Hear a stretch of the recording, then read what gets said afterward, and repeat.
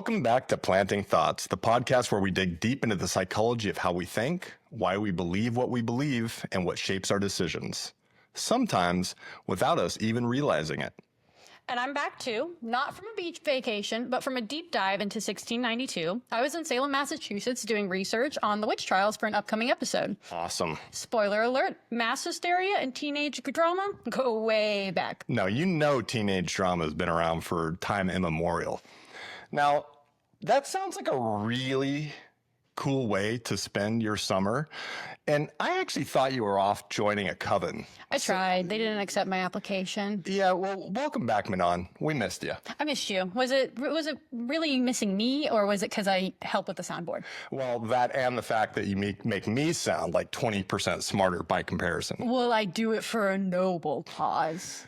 Today we're diving into persuasion and influence. What makes us say yes when we really mean no, and how your brain basically loves to be manipulated. And if you like what you hear, help us out. Follow, like, and share this podcast. Whether you're watching on YouTube or listening on Spotify or Apple, every click helps us plant more seeds of critical thought. So in the last episode, I unpacked detachment, boundaries, and the let them theory, popularized by Mel Robbins. We talked about what it means to let people do what they're going to do without trying to control them, and how letting go can bring peace, not passivity. I also dug into Buddhist philosophy, psychological distance, and how emotional regulation can transform relationships. Definitely give it a listen if you haven't already. And remember, detachment isn't apathy. It's just being able to set your emotional responses separate from the outcome. Okay, so have you ever agreed with something just because everyone else did? No. Okay, or gone along with a decision to avoid looking like the odd one out? Peer pressure doesn't stop in high school. It just upgrades to dinner parties and work Zoom calls. Yeah, and today we're talking about the hidden science of influence, how social forces and persuasion tactics guide our decisions, often without us even knowing. I mean, this includes how your brain literally rewards you for fitting in. Science says being agreeable is addictive. Yeah, absolutely. I mean, imagine you join a group or movement, like a cult, because of some charismatic leader, right? And they convinced you it was for a good cause. Months later, you realize their actions completely contradict your values. What do? What do you think kept you persuaded for so long? Was it simple conformity, or was it something much deeper going on? I definitely wouldn't join a cult, ever. But what specific emotions are needed? Like those feelings of belonging, fear, confidence. Did that message tap in for you? Like, did you critically evaluate that information, or did you rely on who was delivering it? Think authority figure, maybe popularity, or a nice appearance. Right. Looking back, were there any red flags or doubts you ignored in the moment? And if so, why did you brush them aside? Yeah. In order to dive into those questions, let's start by going back to the 1950s. And so there was this researcher, Solomon Asch, right? And he ran this now iconic study where people were asked to match line length. Easy, right? I mean, not until everyone else in the room, are actors, mind you, choose the obviously wrong answer. In Asch's line experiment, participants were placed in a group with Confederates and asked to match the length of the line to these three comparison lines. Got it. These Confederates intentionally gave wrong answers on certain trials to see if the real participant would conform. Yeah, and it turns out, like, 75% of the participants conformed at least one time during the experiment. That's the pull of normative social influence, our desire to fit in, really. And did you know that in 2011, Edelson and colleagues took Asch's conformity research and went a step further by exploring how group influence can distort not just opinions, but actual memories?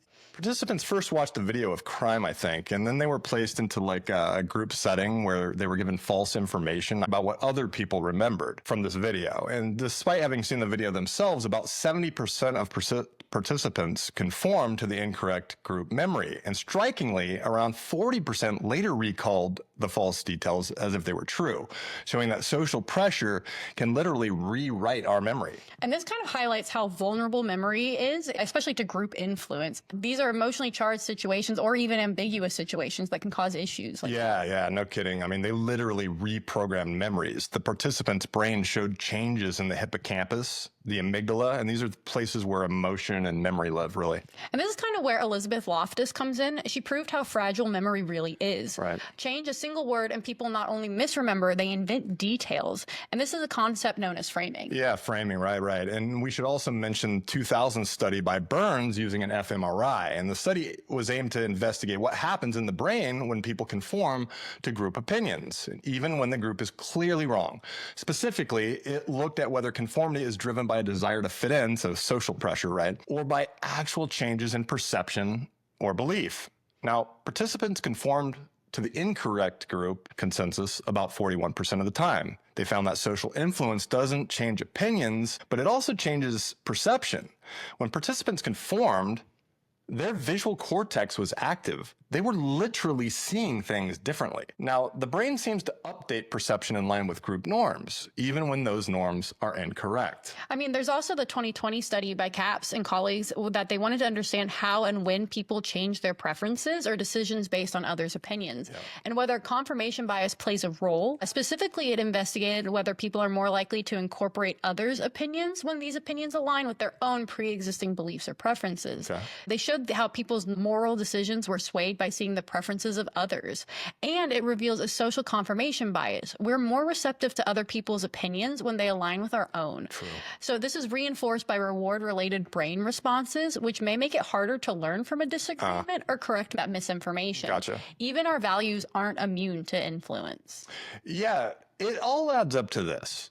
Memory isn't just yours, it's social and very, very editable. All right, let's take a bit of a detour and peek inside the brain. When you agree with your friends, your ventral striatum and ventral medial prefrontal cortex light up. If you've listened to previous episodes, you'll remember that that's the brain's reward system. Now, conformity literally feels good, right? Social approval gives us that little dopamine hit. But when you disagree with the group, your medial frontal cortex starts buzzing, right? That's discomfort, or what we call cognitive dissonance. And I mean, teenagers are especially susceptible to this. Their ventral striatum is hypersensitive, which explains peer pressure and viral TikTok trends. TikTok. Fun fact, the fMRI studies show that higher VMPFC activation predicts if people will actually change behavior after watching an anti-smoking ad. Brain activity can forecast action. So yes, persuasion doesn't just work. We can see it working on these actual brain scans that we're looking at. Yeah, I mean, I should have been looking at that when I was in my 20s, right? It would have saved me 20 years of nicotine. All right, time to bring in the godfather of persuasion himself, Robert Cialdini. Now, this man didn't just study influence. He went undercover in sales teams, fundraising organizations, and even cults to crack the code on why we say yes. So basically, he's like the James Bond of psychology, minus the tuxedo, plus a ton of peer-reviewed data. He spent years going undercover in these sales organizations, fundraising teams, and these cult-like communities to understand how people influence others. His research led to 6 timeless principles that explain why we say yes, even when we don't mean to. Yeah, let's start with the big one, reciprocity. Now, this is the old you scratch my back, I'll scratch yours logic, right? When someone gives us something, even unsolicited, we feel obligated to return the favor. And if you remember back to the attraction episode, reciprocal liking is a powerful force in attraction. I mean, it's just hard not to like someone who likes you. And I mean, think of it like the free samples at Costco. Right. Those aren't just snacks. They're persuasion bait. They're little snacks, a cheeky blend of manipulation and a snack, because it's just like a little nudge, right? Yeah. I mean, sales actually are skyrocketing after sampling. And if you think about like the Hare Krishna movement, they used to go to airports and hand out free flowers to people before asking for donations. And even people that were annoyed and busy would give them money because they felt obligated because of this flower created a sense of debt. Right. Restaurants that give a mint with your check, especially 2, see a 20 to 25% increase in tips. Yeah, or that moment when your friend helps you move and you know you're trapped into helping them paint their guest bathroom. Oh, 100%. The key, even a small gift triggers a big obligation. So the second factor on the list is commitment and consistency. Once we commit, especially publicly, we want to stay consistent. Our brains hate seeming like hypocrites. In one famous experiment on the foot in the door phenomenon, homeowners agreed to a small drive safe sticker in their window, and then 2 weeks later, 76% agreed to install this huge ugly sign in their yard, compared to only 17% who didn't have the small sticker first. Petitions aren't just about activism anymore. They're psychological priming. Once someone clicked, I support this, they're more likely to volunteer, donate, or share. Social media challenges work the same way. Post a No Spend November update, now you're locked in, or face the embarrassment of inconsistency. We want our actions, self-image, and statements to line up, even if it leads us deeper than we intended. Think about the movie Mean Girls, one of my favorites. On Wednesdays, we wear pink. Tiny daily rituals build a persona. You commit to the role, and consistency takes over. Another principle of Cialdini's is social proof, which says that when we're uncertain, we look to others. What's everyone else doing? Amazon reviews. Ever bought something because it had 4.7 stars and over 10,000 reviews? That's social proof convincing your brain this product is safe, popular, and worthwhile. YouTube creators often say, join the millions who have subscribed, which you should. They're leveraging the herd. We tend to believe that popularity equals value, especially when we're uncertain. We're also wired to obey people who look or sound like they know what they're doing. So, like this podcast. And this brings us to Cialdini's fourth principle, obedience to authority. For example, people obeyed dangerous instructions in Milgram's obedience experiments just because the person giving them orders wore a gray lab coat. And if you've ever seen the movie Catch Me If You Can with Leonardo DiCaprio, which is actually based on the true story, he pretends to be an authority figure in different situations throughout the movie and does things like wear a pilot's uniform or a lab coat, or maybe he'll use the legalese as a lawyer, and he would get people to believe him every time. And in marketing, 9 out of 10 dentists recommend is a classic authority framing, even if the dentists are fictional. Just seeing a title, a uniform, a confident tone can override skepticism. And that fifth principle is liking. We're more likely to say yes to people we like, we relate to, or we admire. Remember those Tupperware parties? My mom had them all the time. They thrived because your friend, not a stranger, was the salesperson. That social connection was driving those sales. Even physical attractiveness boosts persuasion. Research shows that attractive people are seen as more intelligent, trustworthy, and persuasive, even when that's not true. So that's why people always believe everything I say. Yeah, keep telling yourself that, big guy. But yeah, that premise is that we prefer to say yes to people who make us feel good about ourselves or even remind us of ourselves. Yeah, and finally, when something seems limited, exclusive, or about to disappear, we want it more. This is the scarcity principle in action. In the real world, you might see it on something like, only 3 left in stock, right, on these shopping sites. And it creates urgency, even if you weren't planning to buy it, right? Airlines, they use the whole 2 seats remaining at this price messaging to trigger FOMO. Limited edition drops like Supreme or Nike collabs sell out in minutes because of perceived rarity. And rarity equals value. And you have that scarcity that's tapping into loss aversion. We don't want to miss out, even if we really don't want the thing. It's like in Willy Wonka and the Chocolate Factory. Golden tickets, only 5 in the world. Suddenly, every candy bar is a potential treasure. So those are the 6: reciprocity, commitment, social proof, authority, liking, and scarcity. The wild part, these tactics don't just work. They've become the backbone of digital design, sales funnels, influencer strategy, political rhetoric, and even scams. Yeah, they're not inherently unethical. Cialdini himself said that they could be used for good, right? But they're incredibly powerful. And knowing the playbook, that honestly is your best defense, right? And I wish I would have known this playbook because it's time for a little confessional from myself. Mike, do you want to tell everyone about that luxury vacuum epiphany that you had? I really don't, but all right, real talk. Let me share that quick personal story about a time I totally fell for one of these tactics. I've titled this The $2,000 Vacuum That Cleaned My Couch and My Dignity. Now, let me take you back to a dark day in my personal history. A day known as Tuesday. It all started with a knock on the door. There stood a man in khakis with a bright polo, carrying a vacuum cleaner that looked like it could launch a small satellite. He promised a free, no-pressure demonstration of the most powerful vacuum known to man. He claimed it had a jet-like engine. I don't know what that means for cleaning, but it sounded really cool. And it like literally, he said it could suck the literal sin out of my carpet. Naturally, I let him in. So Act 1, the beads of doom. He kicks off this demo by pulling out this bag of mysterious cleaning beads, right? And red flag, yeah, but did I stop him? No, of course not. And he dumps these into a Ziploc bag with my couch cushion. And then he shakes it like a maraca, quickly vacuums up my couch, right?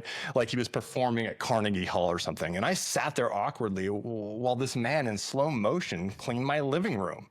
Right. And it was almost like he was doing something from a Discovery commercial voiceover or something. As you can see here, the hyper turbine rotor chamber is extracting ancient dust particles from the Earth's crust buried deep in your throat pillows. I mean, it was crazy. 2 hours later, I had a freshly cleaned couch, a day's look in my eyes, and a firm no lodged in my throat. He went on full telemarketing sorcery. Out came the clipboard.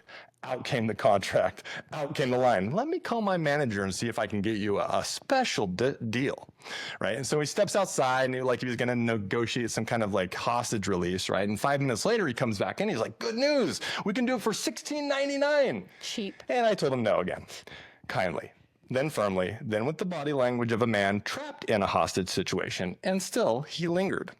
You'd think the story ends. It does not. This man pulls out whiteout. I kid you not. He begins repairing the chip paint on this little vacuum cleaner, right? A vacuum that was not mine, mind you, while using the restoration as yet another segue into convincing me why this investment would change my life. By the time he finally left, my living room looked amazing, but I looked like I had aged 11 years and questioned every decision I'd ever made since opening the door. Did you just say hyper turbine rotor chamber? Was this a vacuum or a Bond villain? Honestly, it might have been both. Also, whiteout repairs on site. I need this man's hustle energy for literally anything in my life. Yeah, I mean, terrifyingly effective. My floor was vacuumed and I was emotionally exfoliated. So what's the moral of the story? If someone shows up with a vacuum that has more horsepower than my car and starts pouring beads into your furniture, run. Or at least keep your wallet, self-respect, and couch cushions protected at all times. Also, don't underestimate the power of whiteout in a man's final sales pitch. Just ask Google. True. Okay, so now it's my turn. Let me tell you about my husband, Connor. When he was in his first year of college, he was doing like a door-to-door salesman job. So he was selling roof repairs for people. And it was more like roof inspections from what I've garnered. Okay. So technically, I'm told that this wasn't even sales. But he is incredibly charming. And he can usually make people want to do something, even if it's buying new roofing. And his final stint as a non-solicitor is what they were called because they could go in neighborhoods with solicitor signs. He was walking around a neighborhood and stopped at a house. He had a script that he needed to go through, which included pretending he knew someone in the neighborhood and encouraging people to purchase a roof inspection. He knocked on a door. A man walked up. He saw his branded sweatshirt and his little clipboard, and he said, "Oh, fuck off. Are you kidding me?" And Connor had unfortunately had so many people unhappy to see him with this job that he sighed and said, "I'm sorry, I'm just trying to pay for college." And the guy apologized and told him that he could give him his spiel. Connor said, "No, I don't want to take up any more of your time." Like that, he was already embarrassed at this point. The man took a flyer, actually, and even offered him to come inside and grab a soda. Okay. Cialdini would be proud. So despite this man being visibly and verbally upset that his weekday had been interrupted, he was able to charm his way into getting a Coca-Cola. Maybe it's not about the sales, but the friends we make along the way. Oh yeah, we still know that guy. I'm pretty sure that was the best man at our wedding. Oh my goodness. So Connor was a salesman. It sounds like he might have been carrying around the whiteout. I don't think he had any whiteout, but he was definitely hucking rocks at roofs. Okay. Hey, you got to drum up business. So why are these sneaky tactics so powerful? Trust me, it's not because marketers are psychic. Manon, let's break it down for our listeners, or as I like to call them, our little succulents. That's so cute. It's because our brain is lazy. True. No, there's no efficiency. It's efficiently lazy. It uses shortcuts called heuristics. Yeah, it's like your brain has a cheat sheet, right? And sometimes that cheat sheet leads you to buy a $2,000 vacuum. Or believe your cousin's Facebook post over a medical expert. No judgment, just science. Yeah, here's how it works. So there's this thing called the elaboration likelihood model, right? And it says that we process either deeply or quickly using surface cues like celebrity endorsements and things like this. Then priming nudges our behavior, like saying the word doctor makes us faster at recognizing a nurse, for instance. Then there's this thing called the mere exposure effect, which makes us like things simply because they're familiar. Think jingles, logos, that song you hated, but now somehow sing in the shower. So tired of hearing Benson Boone. This is officially a Benson Boone hate podcast. Confirmation bias reinforces what we already believe. And reactance, that's our brain's "you're not the boss of me" response to being told what not to do. And don't forget, our social networks, they're not just spreading memes. Behavioral cascades means one person's choice can ripple across 3 degrees of separation. Social contagion spreads emotions, habits, and even obesity. And there's this majority illusion when it seems like everyone is into cold plunges or cottagecore because your feed is a weird funhouse mirror. So if you're wondering why that one trend suddenly feels everywhere, it's not magic, it's math. And psychology. You ever heard someone say, "I'm not buying anything today," and then walk out with a $300 air fryer and a smile? No, I've never seen anyone do that. But that's not a shopper. That's a casualty of scarcity and liking. Or as Costco calls it, Tuesday.